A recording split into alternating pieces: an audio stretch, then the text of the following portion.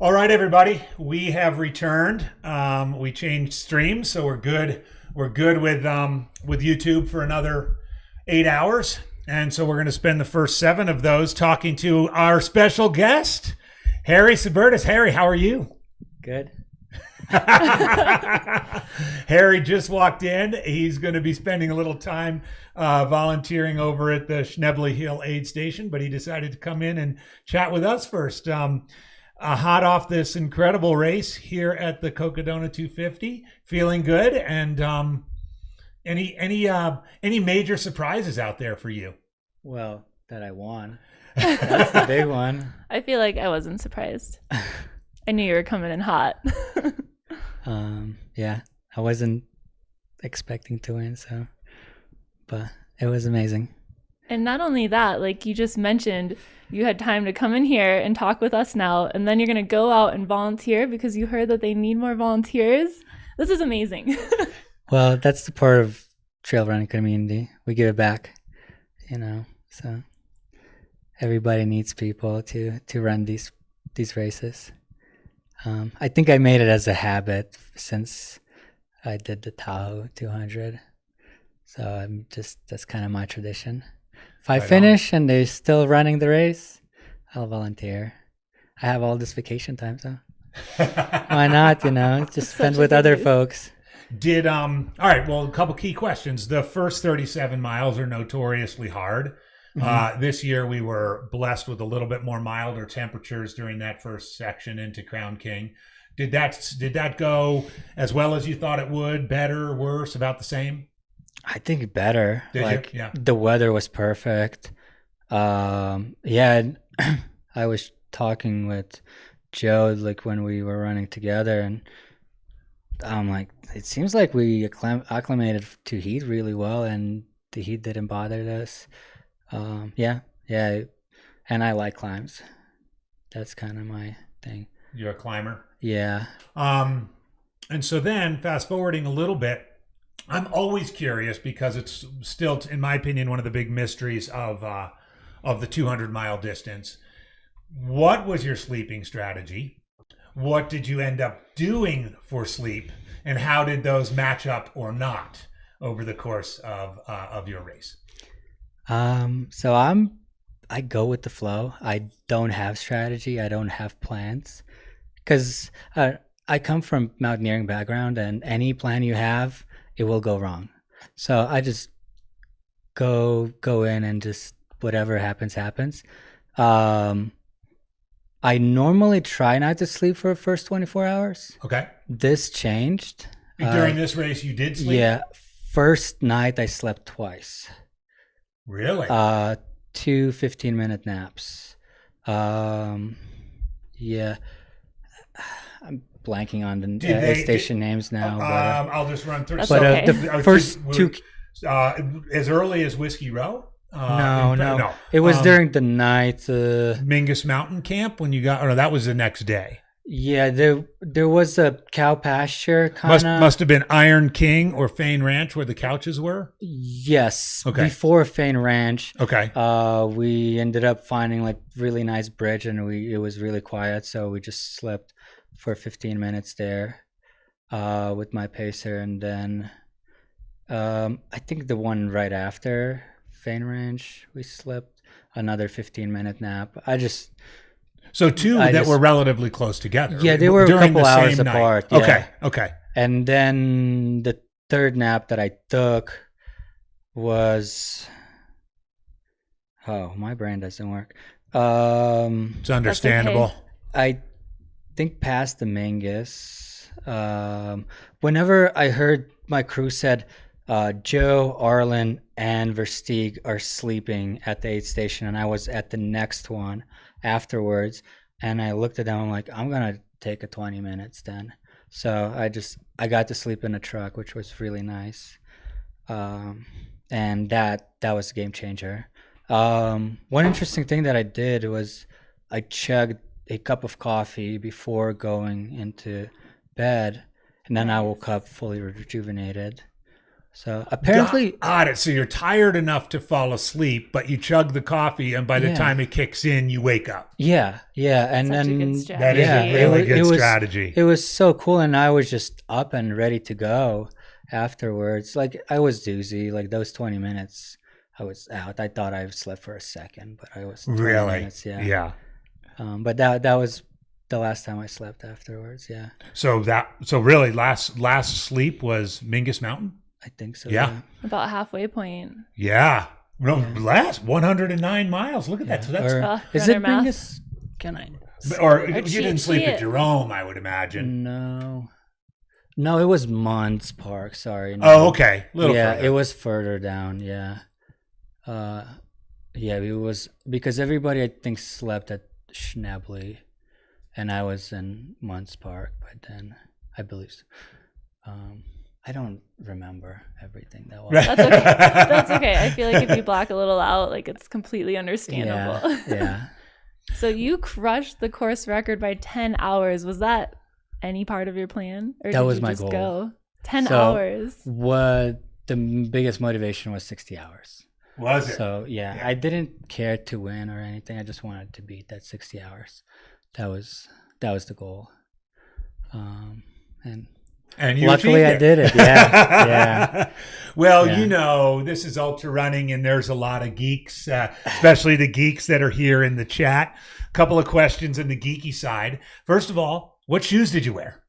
Salomon Pulsars for the first half, and then I changed into the Salomon Ultra Glides.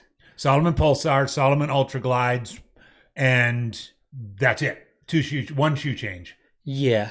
Normally I just go with the same shoe on 200, but just because the feet got wet from the first river crossing, Yeah. I just changed into Ultra Glides, it was nice because they have better toe protection. I kicked a lot of rocks. You kicked a lot of rocks on the second second half. On the second half, yeah. How did it feel 238 miles doing that climb up Eldon? The slowest I've ever climbed a mountain. Everyone was Really? glued to the tracker watching you because you and Jeff were just so close. Like you'd kind of catch him a little. Like I had no clue. you were making great time. You had no clue? I had no clue. I knew that Arlen was coming in hot, and I'm like, I just want to keep the second place.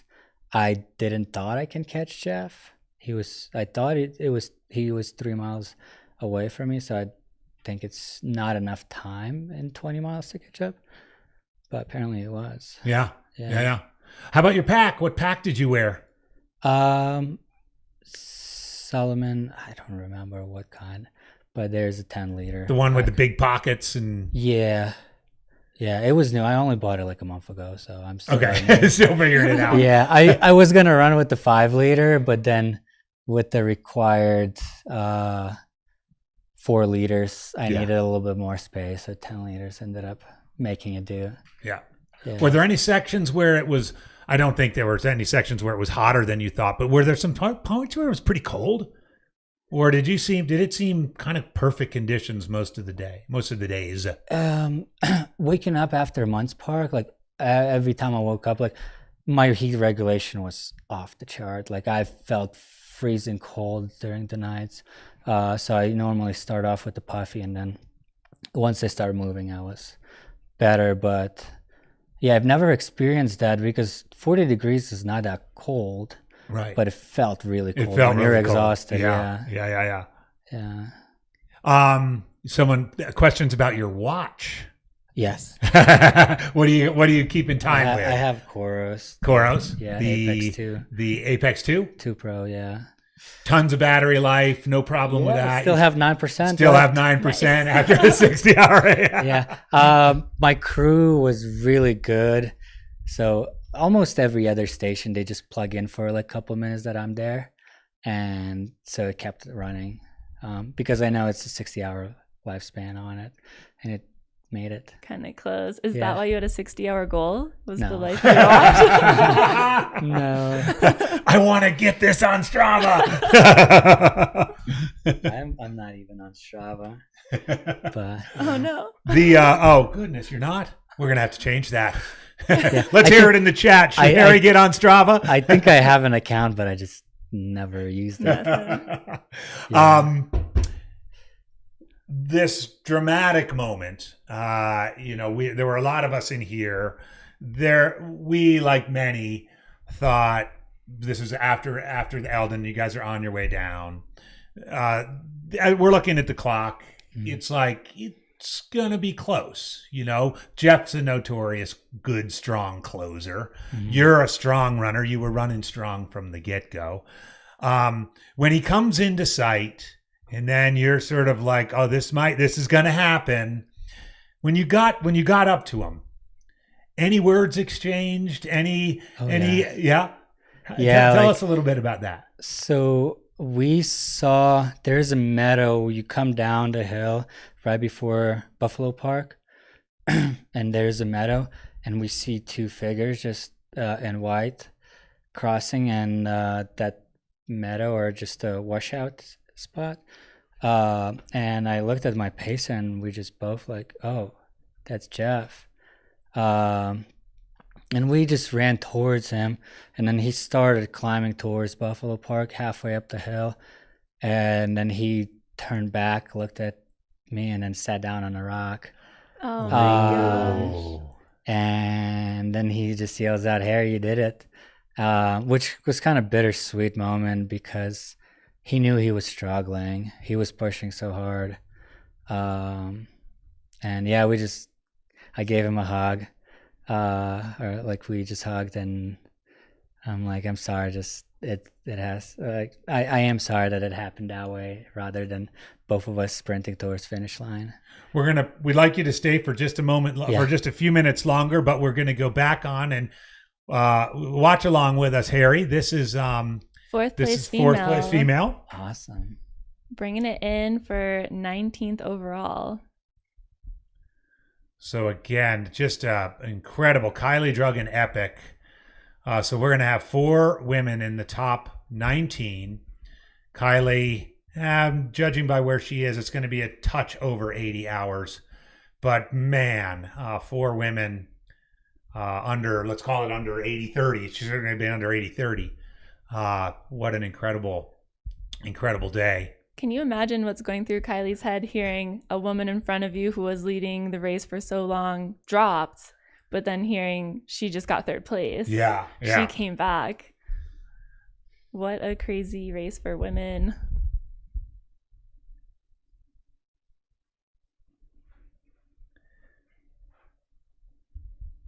It's kind of cool, Harry, too, right? You get it. You've been out in the woods so long. Obviously, a couple of towns here and there, but here you are. You're running through town. You're having to go through intersections. Oh, it's incredible. Everybody's beeping at you. People are so excited to see runners. I've never experienced anything like that. It's cool. People in Flagstaff are incredible. Everybody was cheering us on. Yeah, we've been talking. I talked a little bit yesterday in the broadcast about the town. One of Jamil's real powerful visions about this race, in addition to showcasing, his beloved state of Arizona, is to have the course touch into these sort of communities that are either historically important to the state or practically important to the state. And the finish in Flagstaff is obviously iconic, but the small little ghost town almost of Crown King, the wonderful quirky towns of Prescott and Clarkdale and Cottonwood and certainly Jerome, and then Sedona, which has a little bit more of a sort of a bougie feel to it. And beauty.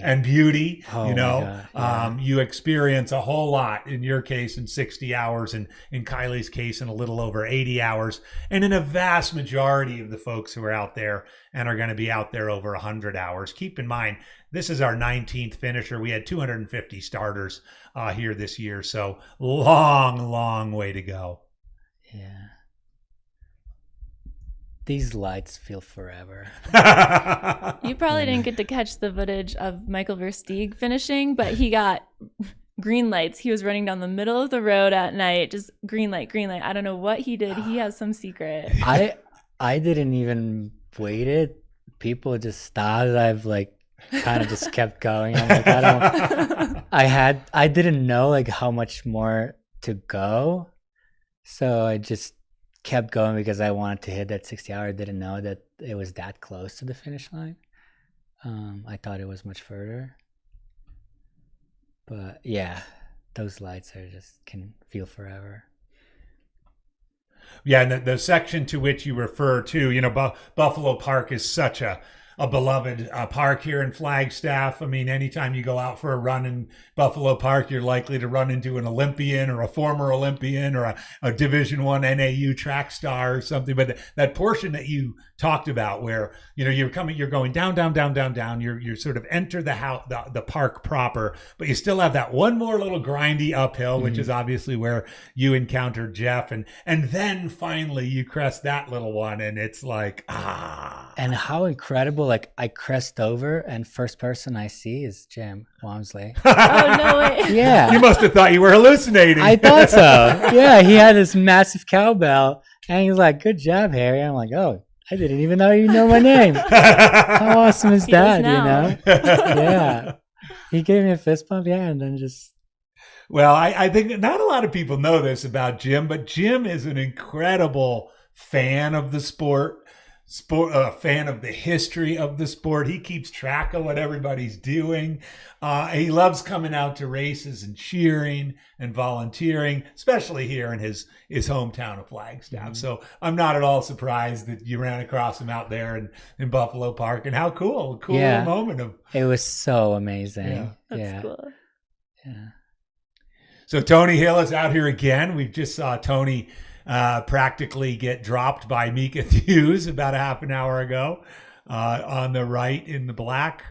Been taking care of producing incredible content all week so far that we're calling the Cocodona Chronicles. The first several episodes are up and ready for viewing on the Aravaipa website and Mountain Outpost. Vivian Kania, I hear you on the coverage of the 125. I suspect you are eager to find out about, I know there's a gentleman in the field with that same last name, Dave Kania.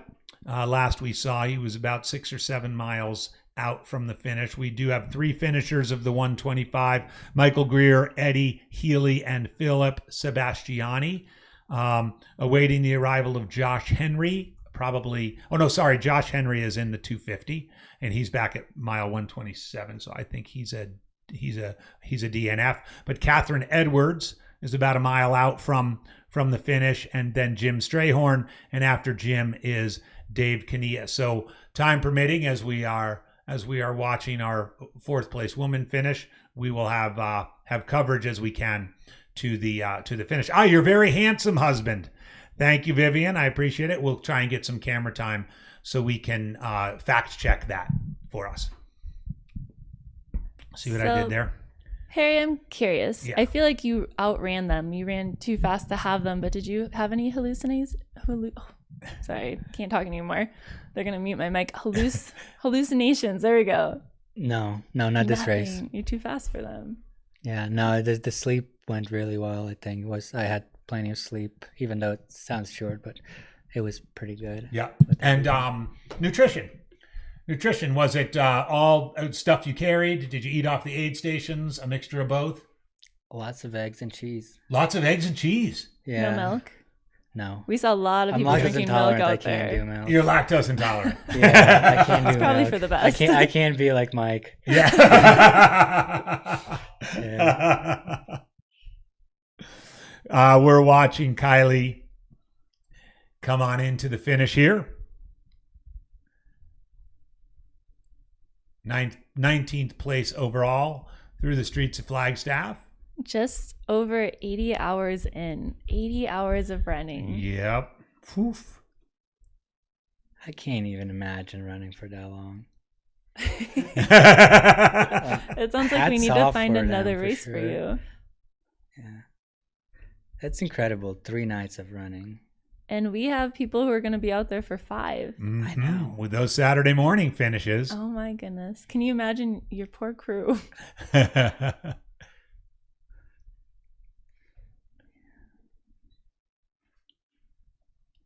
So Harry, do you have something else on your calendar? I have 3 more. Oh, you have So 3 more. Triple Crown. So you're doing Tahoe and Bigfoot Bigfoot. and Moab. Yes. All right. The big summer this year. So what is your recovery now look like? Because it's about 5 weeks until Tahoe, maybe a little bit less. Yeah. I don't Do you know. do you take it chill for 3-4 days and then get back at it, or longer than that? Do you kind of like with the race? Do you go with the flow? I'm probably just gonna go with the flow, but just probably hiking rather than running now. Yeah. Do you go back up? Do you go back home to Alaska, or do you stay down in the lower 48? So I moved to Reno. Oh, you moved to Reno. You're Yeah, from this- Alaska, but That's you a now hot live take. in Reno. Everyone thought Okay. you were from Alaska still. I lived in Alaska for the past 7 years, and then I met my partner last year, and I just settled in Reno with her. Okay. So I've been in Reno since last year. Perfect for No. Tahoe training. Yeah. Perfect for Tahoe training. Yeah, so I've been training in Reno whole summer or whole winter. long. Nice. So you mentioned you're taking vacation from work. What do you do for work? And why are I you not a sponsored ultra runner yet? No, right now I normally a seasonal worker, but for the first time I actually have, I feel like, proper job with insurance and everything. Those are But, overrated. I want to say like I work as a truck driver, but not really. I'm just driving cabinets to the bay and back, basically. So yeah, spend some time in the truck and packaging and stuff. So just work. Right on. Yeah. Right on. I feel like that might be a new, I don't know.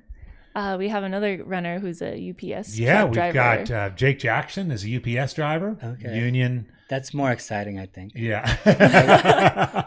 Yeah, like whenever I have to drive, I just sit for 12 hours in the truck. So that's rough, Yeah. because Maybe you can take some breaks and do some new trails.